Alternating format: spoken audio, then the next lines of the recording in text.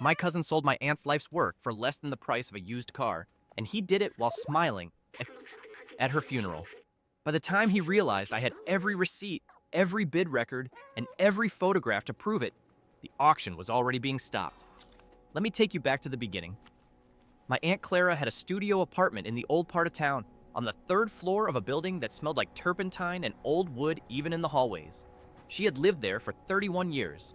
The walls were covered floor to ceiling with canvases, some finished, some halfway there, some just raw linen with a single charcoal line that she had decided was enough for that day. She painted landscapes mostly, but also portraits of people she knew, and a series of still lifes featuring ordinary kitchen objects that somehow managed to look like they were grieving.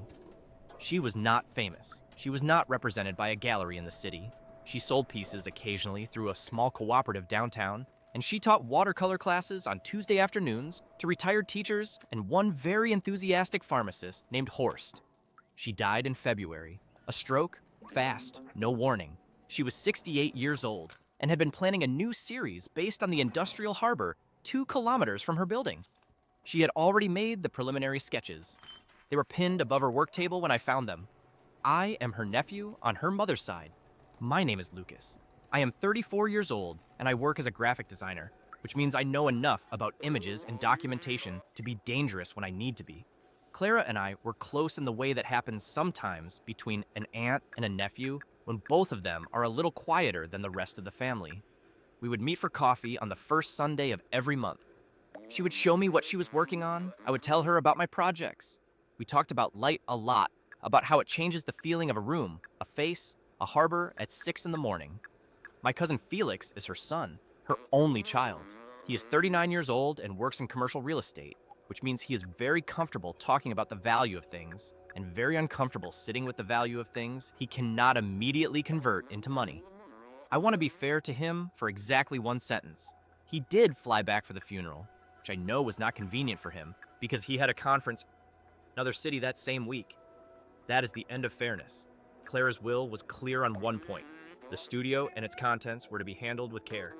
She did not leave specific instructions about individual pieces because she had not expected to die at 68, but she had written a short paragraph in the will stating that her work represented her life and should be treated accordingly. Felix was named executor because he was her son. I was named secondary executor, which in practice meant I had oversight rights but no primary authority. The day after the will was read, Felix called me. He sounded efficient. He said the studio lease needed to end because it was costing money every month, and the fastest way to resolve the estate was to organize an auction. He had already contacted a small auction house called Bergman and Partners.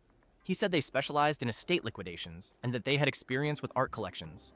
I said I would like to see the inventory first. He said that was already being handled.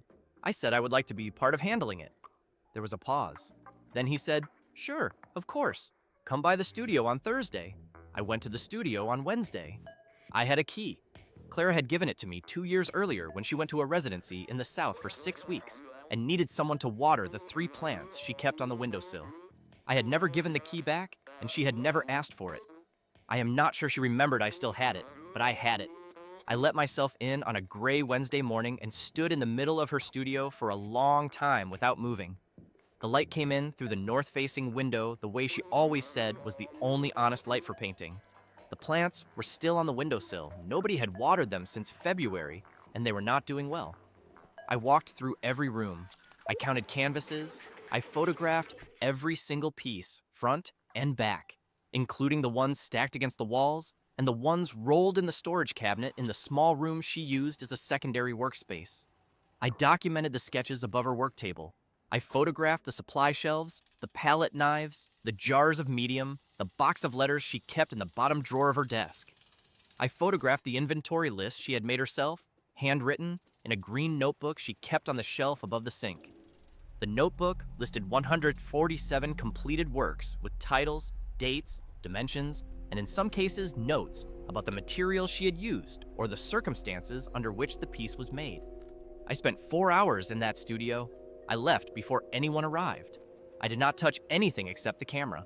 I went home and backed up every photograph to 3 separate locations. On Thursday, I arrived at the studio at the agreed time. Felix was already there with a man I did not recognize, who turned out to be someone from Bergman and Partners. His name was Gregor. He was polite and professional and carried a clipboard. He had already begun a preliminary assessment. I asked to see the assessment list. Gregor showed me. I compared it mentally to what I had photographed the day before. Several pieces were already missing from the list. Not absent from the studio, just absent from the assessment. 3 larger canvases that I knew from the green notebook were among Clara's most significant works, including a large harbor scene from 2019 that she had considered her best piece and had refused to sell twice. They were still physically present in the room, leaning against the wall, but they were not on Gregor's clipboard. I said nothing. Felix showed me around the studio as if I had never been there. He pointed at things. He used phrases like residual value and market rate for non-commercial artists. He picked up one of the small, still lifes, held it at arm's length, and said it was charming in a tone that meant the opposite. Then he said the sentence that I have thought about almost every day since.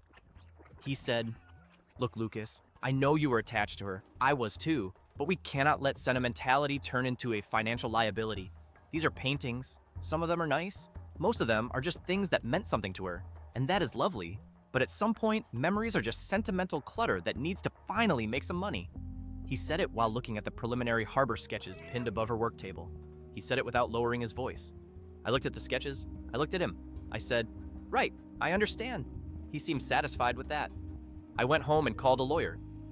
The lawyer's name was Andrea, and she had handled a similar estate dispute for a colleague of mine 2 years earlier. I explained the situation. I told her about the missing items from the assessment list. I told her about my secondary executor status. She told me that under the terms of the will, I had the right to request a full inventory audit before any sale could proceed, and that if I had evidence suggesting items were being systematically undervalued or excluded, I could file an objection that would delay the auction until the matter was reviewed. I told her I had photographs of every piece taken before the assessment began. She said that was very useful. I told her I also had the green notebook, which I had photographed page by page. She said that was excellent. Over the next 2 weeks, I did not confront Felix. I did not argue with him. I answered his messages politely and briefly. He sent me updates about the auction preparations with the tone of someone who has decided a conversation is already over. He had booked the auction for a Saturday afternoon 6 weeks after Clara's death. He had engaged Bergman and partners to handle the listing. He had set reserve prices for the pieces. I requested the reserve price list through Andrea's office, which was my right as secondary executor. When I received it, I sat with it for a long time. The harbor scene from 2019, the one Clara had refused to sell twice, was listed at a reserve of 300 euros. A small pencil sketch of a street corner was listed at 80 euros. The series of kitchen still lifes, which Clara had spent 18 months on, and which I personally considered some of the most emotionally precise work she had ever made, was listed as a group lot at a combined reserve of 450 euros. The total reserve value for 147 pieces of work, representing 31 years of a woman's creative life, was listed at just under 9,000 euros. I had done some research by this point.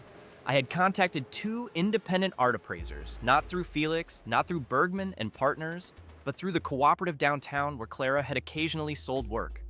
Both appraisers, working independently, estimated the collection's fair market value at somewhere between 60 and 90,000 euros, with the harbor scene alone potentially worth 8 to 12,000 euros to the right buyer.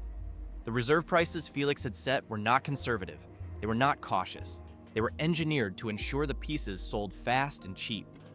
I kept researching. Bergman and Partners had a public record of past auctions. I found it through their website and through a database of auction results that is available to anyone who knows where to look. I cross-referenced the bidder registration records that Andrea had obtained through a formal request. In 3 previous estate auctions handled by Bergman and Partners, a bidder registered under the name T. Hoffman had acquired items at or just above reserve price. In 2 other auctions, a bidder registered under the name M. Schreiber had done the same. I asked a friend who works in property law to help me trace those names. It took 11 days. T. Hoffman was a former colleague of Felix's from his early years in real estate. M. Schreiber was the wife of Felix's current business partner. Felix was using proxies to bid on his own mother's artwork at the prices he had set, which meant he would acquire the most valuable pieces for almost nothing, then resell them privately at actual market value and pocket the difference. The estate, meaning Clara's legacy, would receive the artificially low hammer price. Felix, as executor, would receive his share of that low total, and then separately, through his proxies, he would sell the pieces he had acquired and keep that money entirely outside the estate. It was not complicated. It was just cold. I thought about the harbor sketches pinned above the work table. I thought about the Tuesday watercolor classes, and the retired teachers, and the enthusiastic pharmacist named Horst.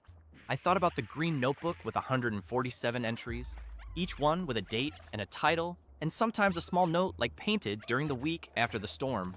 Or gave this one to Marta, but she returned it, so I kept it after all. I did not call Felix. I did not send him a message. I let the preparations continue. The auction was on a Saturday in late March. The venue was a mid-sized room in a building near the old harbor, which I thought Clara would have found appropriately ironic given her last project. The room held perhaps 60 chairs, and by the time I arrived at 1:30, most of them were filled with the kind of people who attend estate auctions. A few dealers, some private collectors, several people who looked like they were there out of curiosity, and a small cluster of Clara's former students who had seen the notice and come to pay their respects in the only way available to them. Felix was at the front of the room near the auctioneer's table. He was wearing a good jacket and talking to Gregor from Bergman and Partners. He looked like a man who had already decided how the afternoon would go. I sat near the back. I had with me a folder. In the folder were the following items: printed copies of my photographs from the Wednesday studio visit with timestamps, printed copies of the green notebook pages, the independent appraisal reports from both appraisers, the bidder registration cross-reference, connecting T. Hoffman and Emmy Schreiber to Felix's professional network, a formal letter from Andrea's office addressed to the auction house and to Felix as executor, which I had not yet delivered, and a one-page summary that Andrea had prepared, citing the specific legal provisions under which the auction could be challenged, and the executor's authority suspended pending investigation. I also had, on my phone, a series of messages. Felix had been careless in the weeks before the auction, the way people are careless when they believe no one is paying attention. He had sent me a message 2 weeks earlier saying he had spoken to some interested parties who might simplify the process by taking certain pieces off the table before the auction. He had sent another message to a different number that he had accidentally included me on, in which he discussed with Hoffman the specific lots they were targeting and the maximum bids they would need to place to secure them. He had accidentally copied me on that message because my number and T. Hoffman's number were adjacent in his contact list, and he had been in a hurry. Sometimes the thing that undoes a person is not their enemy, it is their own impatience. The auction was scheduled to begin at 2 o'clock. At 10 minutes to 2, I walked to the front of the room and handed Gregor the letter from Andrea's office. Gregor read it. His face did a complicated thing. Felix saw me hand over the folder and walked over immediately. He was smiling in the way people smile when they are not sure what is happening but want to appear in control of it. He said, "Lucas, what is this?" I said, "It is a formal objection to the auction proceedings on the grounds of executor misconduct and fraudulent undervaluation of estate assets, supported by independent appraisal documentation, photographic inventory records, and evidence of coordinated bid manipulation by registered proxies connected to you." I said it quietly. I did not raise my voice. The people in the front rows could hear me. The retired teachers near the middle of the room could hear me. Horst the pharmacist, who had come and was sitting in the third row with a program in his hands, could hear me. Felix said, "That is insane. You have no idea what you are talking about." I handed him the printed copy of the message he had accidentally sent me, the one with T. Hoffman's name and the specific lot numbers and the bid strategy. He looked at it. His face stopped doing the controlled thing it had been doing. Gregor said, "I need to make a call." The auction did not begin at 2 o'clock. There was a delay of 40 minutes during which Gregor made several phone calls in the corridor.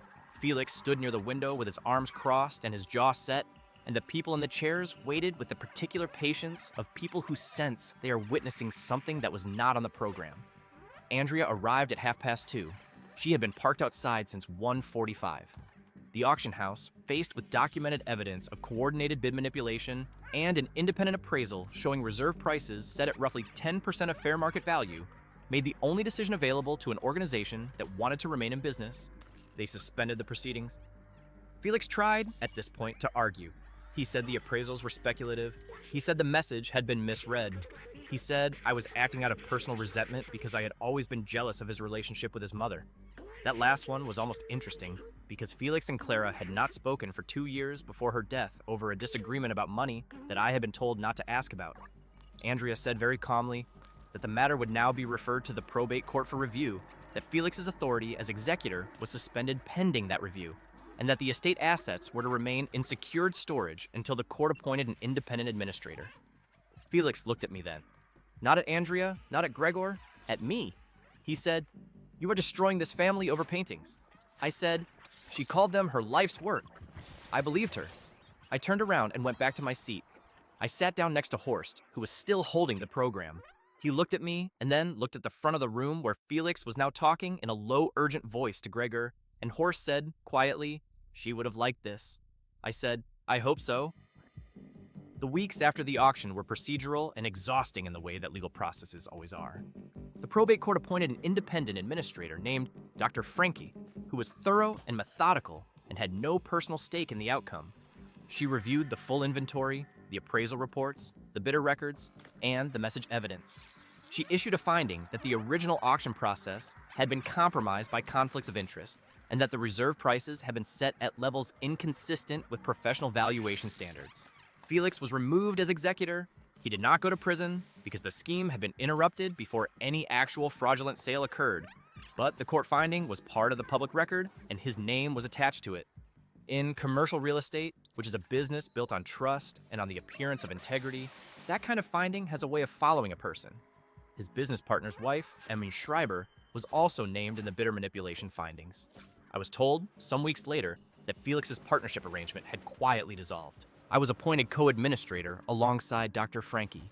The collection was reappraised by 3 independent appraisers. The harbor scene from 2019 was valued at €9,400. The Kitchen Still Life series was valued as a group at €6,200. The full collection came in at just under €78,000. A proper auction was organized 4 months later through a different house with a genuine track record in fine art estates. The reserve prices reflected the actual appraisals. The pieces sold well. Clara's estate received what her work was actually worth. But before that auction, I did something else. I had a conversation with Dr. Frankie about the specific pieces I wanted to protect. Clara's will had said the work should be treated with care, and I had come to believe that care meant something more than getting the right price. The harbor scene, the Kitchen Still Lifes, the preliminary sketches from the new project she had never started, and a small portrait she had painted of our grandmother in 1998, which I had looked at every time I visited the studio for as long as I could remember. I did not want those to disappear into a private collection somewhere and never be seen again. Dr. Frankie was sympathetic. The will gave some flexibility on the disposition of specific pieces if a compelling case could be made for their preservation. I made the case. I had been in contact with the cooperative downtown where Clara had sometimes sold her work. They had a small gallery space that they used irregularly. I had also been in contact with 2 of Clara's former students, one of whom turned out to have organizational experience and genuine enthusiasm. And I had been in contact with the director of a small regional arts foundation who had known Clara professionally and who had, when I called her, said immediately, "I have been wondering when someone was going to do something about this." We established a small memorial project, not a museum, nothing grand, nothing that requires a permanent staff and a board of directors and a fundraising campaign. A rotating exhibition space at the cooperative, a small archive of photographs and documentation, and an annual watercolor workshop in Clara's name, which Horst agreed to help organize and which the pharmacist community of the neighborhood has apparently been more excited about than anyone anticipated. The harbor scene hangs in the cooperative's main room. It is the first thing you see when you walk in. The preliminary sketches for the project she never finished are framed together and hang beside it, with a small card that says, "Unfinished work, 2024. The card does not explain more than that. People who look at it long enough usually understand. I kept the portrait of our grandmother. It is in my apartment now, in the room where I work. The light in the morning is not quite north-facing, but it is close enough. I look at it when I am stuck on something, which is more often than I would like to admit. I think about the green notebooks sometimes, the 147 entries with their titles and dates and small notes, painted during the week after the storm. Gave this one to Marta, but she returned it, so I kept it, after all. There's something in those notes that's more honest than most things I have read. She was not writing for anyone. She was just keeping track of what she had made and when and under what circumstances, because the circumstances mattered to her. I think Felix genuinely believed that what he was doing was practical.